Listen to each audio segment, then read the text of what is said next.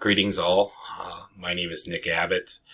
This is my StrengthsQuest presentation for Wisconsin Lutheran College's Foundations of Academic Success class. I'm looking forward to sharing my results with you and also finding out more about my classmates and recognizing their strengths and learning how best you contribute to your team and society as a whole. Welcome. It was helpful to put into words what I understand to be my personal strengths. I found this assessment really gave you what I would consider to be the buzzwords that really help succinctly explain what your strengths are, but also identify potential weaknesses and areas of improvement. So it's really helpful, and I'd like to give you some of my background so you understand where I come from and where my personal goals are and where they come from as well. For 10 years, I worked at Wells Fargo in a loss mitigation department. I had a staff of 30 reporting directly to me.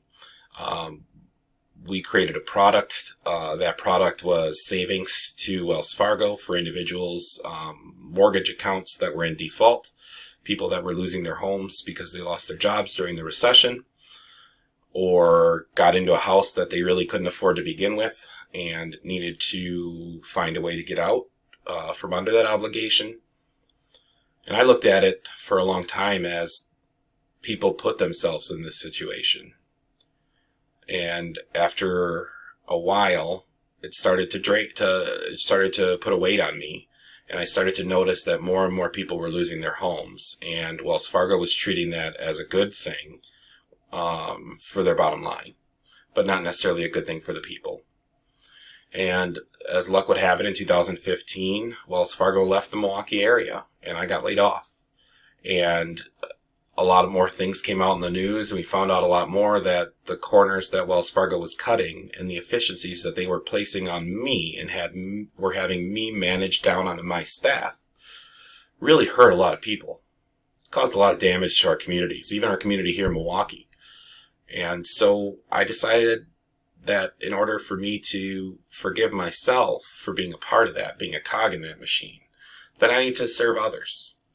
And so I went to work for the state, and I was a job coach, and I worked in workforce development, and now I work for the Bureau of Apprenticeship Standards. And I basically am a regulator for equal opportunity and affirmative action and apprenticeship in southeastern Wisconsin. So I'm a local leader now.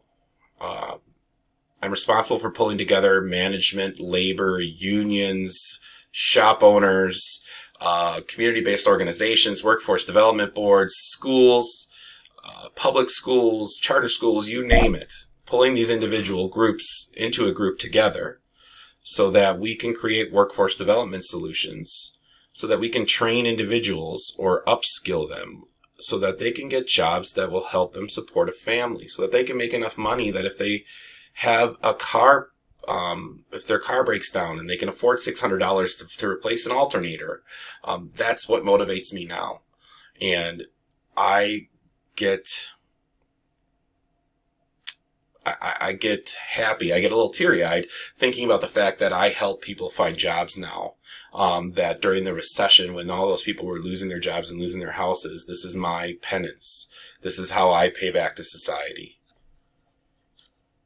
And it really motivates me. And so I want you to understand that in the context of my efforts to close the skill gap and why I'm so passionate about it.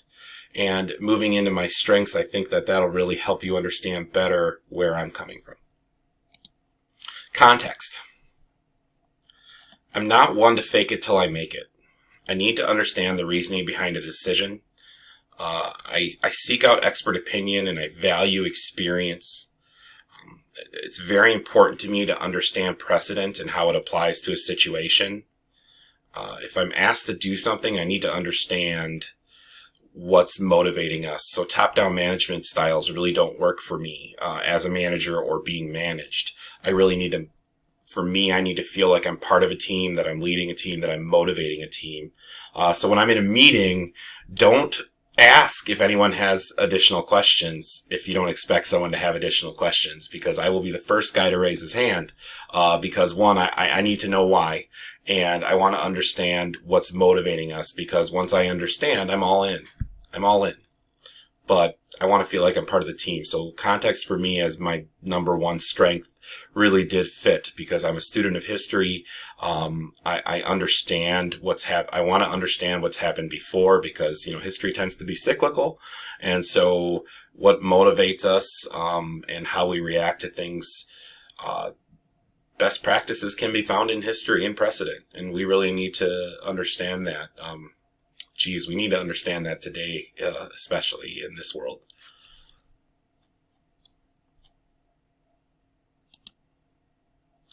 Command. I'm always willing to take the lead in group settings. I'll gladly be the one to speak on behalf of the team, and I will defend our position because it's my own as well.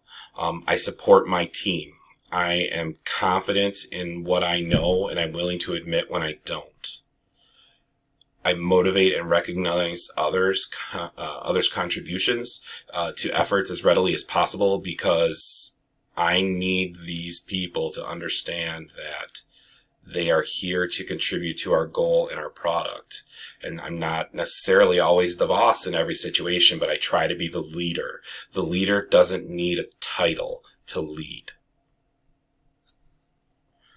And for that reason, a leader can redirect the focus of a team, or if a team is stuck on an issue or a subject, a leader can redirect that focus and keep the team moving forward without barking orders. And that's a strength I have. And I'm also one to take the lead when I need to. And so that really moves us into activator. I encourage participation. I encourage activism. It's something, if I feel something strongly, I will speak up and offer opinion. If I'm not always right, and I'm always open to compromise and changing my views due to learning new information.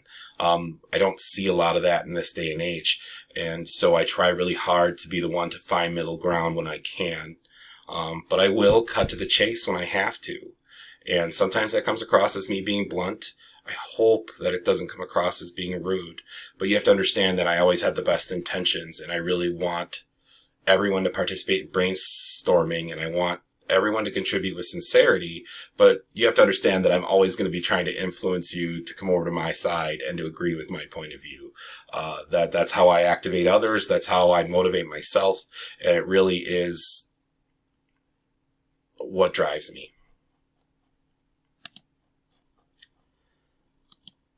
I have no fear of public speaking, and I do my best to command an audience. I will say, though, this is the first time that I've recorded a presentation using a webcam, and if I seem a bit nervous, I apologize. But I do consider myself to be an effective communicator. I use humor and what I would consider to be dry Midwestern wit. I'm capable of small talk, and I can keep individuals engaged. I can observe people to see how they're responding, and I can really draw individuals in. And once I draw them in and I'm observing and I'm listening, I can notice patterns and find efficiencies, and I can create solutions to old problems. But in order to do that, I've got to follow the other strengths that I had listed previously, because it all leads up to the fact that I'm doing all these things because I am a strategic thinker. I need to understand the big picture, because the big picture and how this impacts everyone is what matters most. It's not all about me. And, that's definitely how I lead teams. And it's definitely how I live my life now, is that it's not all about me. And, I really think that is what draws me to servant leadership. The Reverend Dr. William Barber is a hero of mine who I feel truly understands what Jesus meant when he spoke of society's responsibilities to each other, and especially to the poor. If you haven't heard the man speak, I encourage you to visit YouTube and do so. He definitely has continued Dr. King's efforts as one of the most prominent civil rights activists today. And he's continued the Poor People's Campaign that Dr. King started before his untimely death. There's something to be said about a man who can command a room, who isn't just the leader of a movement. He embodies the movement. He's part of the movement. And to me, he's an avatar of what servant leadership truly is, and a great example for everyone, really, as to what his goals are in life and how the man speaks. And I'm fanning a little bit, and I'm sorry, but he's a good guy, and you should really listen and research him a little bit more. I will close with a quote that I have over my desk at work. Dr. King asks you to ask yourself, what are you doing for others? How do you contribute to society? How do you make society better? And that motivates me. And it motivates me to lead. And it motivates me to work in workforce development. And I genuinely respect the man and take that question to heart. And I hope that you do so as well. Thank you for the time. I look forward to looking at everyone else's videos, and hopefully I did okay. Thanks, and have a great day.